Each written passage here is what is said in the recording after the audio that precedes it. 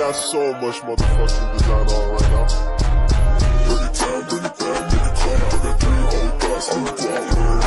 Bitches on my line, and you know. Assalamualaikum warahmatullahi wabarakatuh.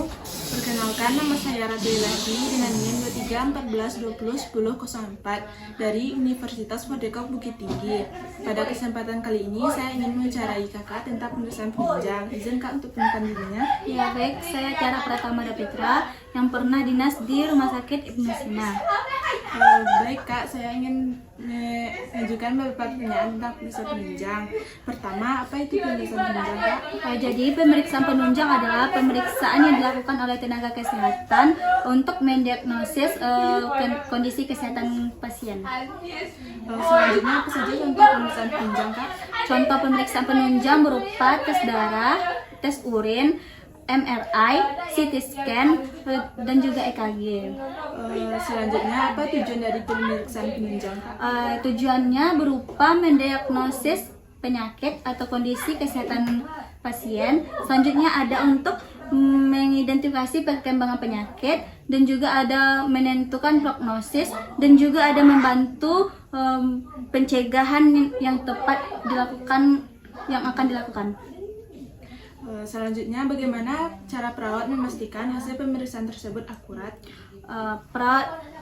Dengan yang pertama, persiapan pasien, di mana seperti ketika tes darah, perawat memastikan pasien terlebih dahulu untuk puasa. Selanjutnya ada identifikasi pasien, dengan mengidentifikasi pasien berupa nama lengkap pasien, tempat dan tanggal lahir, dan juga nomor medical record pasien. Selanjutnya ada pengambilan sampel yang benar. Pengambilan sampel yang benar ini harus sesuai dengan standar di rumah sakit, yaitu SOP-nya. Selanjutnya ada pengaturan alat. Pengaturan alat ini pastikan alat yang digunakan dalam pemeriksaan itu berfungsi dan juga ada pencegahan kontaminasi. Perawat harus mampu melakukan langkah-langkah untuk mencegah terjadinya kontaminasi saat melakukan pemeriksaan. Dan juga ada pemantauan pasca sampai pemeriksaan, di mana perawat harus mampu mendeteksi apa saja dampak atau masalah yang akan terjadi. Selanjutnya ada pelaporan dan dokumentasi. Perawat harus melaporkan dan mendokumentasikan hasil yang dilakukan secara akurat dan lengkap.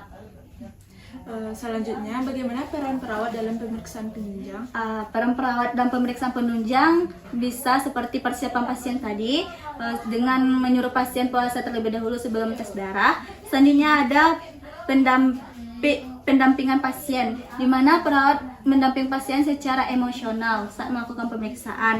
Selanjutnya ada bantuan dalam pemeriksaan. Di sini perawat mempersiapkan alat yang akan digunakan saat pemeriksaan. Selanjutnya pemantauan pasca sampai pemeriksaan dengan memastikan dampak atau kontraindikasi yang akan terjadi.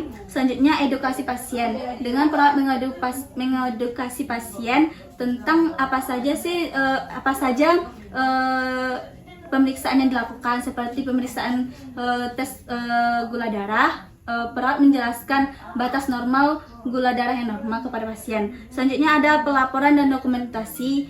Sama seperti tadi, pelaporan dan dokumentasi yang dilakukan harus secara akurat dan lengkap. Pertanyaan terakhir kak, apa solusi yang dilakukan jika ada kendala dalam pemeriksaan penunjang? Solusi yang dilakukan oleh perawat seperti dengan komunikasi kepada pasien secara terbuka tentang apa saja dampak-dampak ya dalam pemeriksaan tersebut.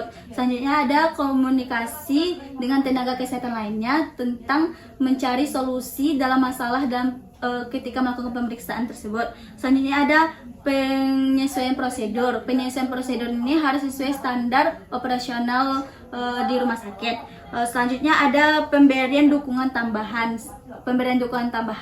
Ketika pasien cemas, maka perawat bisa memberikan obat penenang kepada pasien terlebih dahulu. Selanjutnya ada pengulangan pemeriksaan. Pengulangan pemeriksaan ini dapat dilakukan apabila hasil yang pemeriksaan tersebut dirasa kurang memuaskan, dengan melakukan teknik lain dalam melakukan pemeriksaan. Selanjutnya ada evaluasi dan pelaporan. Evaluasi dan pelaporan ini harus akurat dan lengkap juga.